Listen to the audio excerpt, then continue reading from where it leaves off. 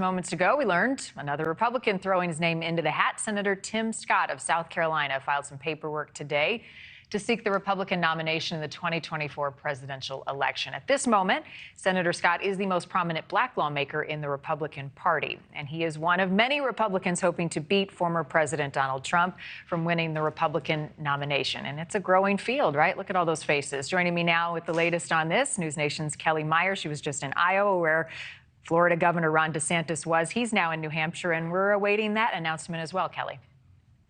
It's getting crowded, Marni. It's getting pretty crowded already, and we're quite a bit away from Election Day 2024. But I can't say this is something that we weren't anticipating.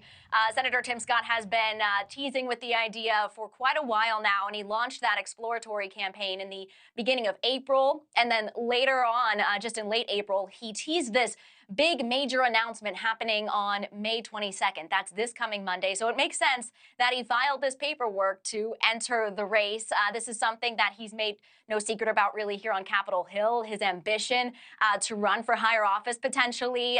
He's been focused really here on Capitol Hill on issues that matter to him. As you mentioned, he's the only black Republican entering the race or in the race so far. He's also one of the very few Republicans, black Republicans in the Senate as well. I've been covering him for a few years up here on Capitol Hill.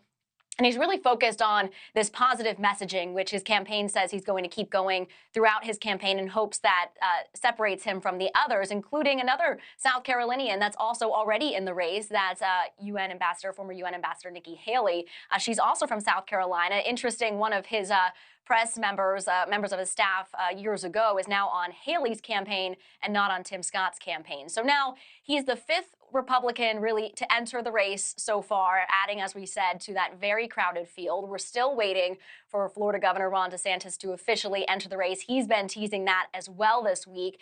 We still haven't heard about former Vice President Mike Pence. He could also be entering the race along with a slew of others. It makes me think back to 2016 when we had so many Republicans in the field that I remember there were JV and varsity debates happening because there were just so many. And I feel like we're going in that direction with this, but we'll keep watching. We're also watching for some campaign ads to drop from Tim Scott in Iowa and New Hampshire next week. Those are some really big first in the nation states for this election. So we'll be watching this one very closely. Yeah, lots to come. And it's always an election cycle now, right? That's just the world we live in, right? Everyone's campaigning all the time. Kelly, thank you. Exactly.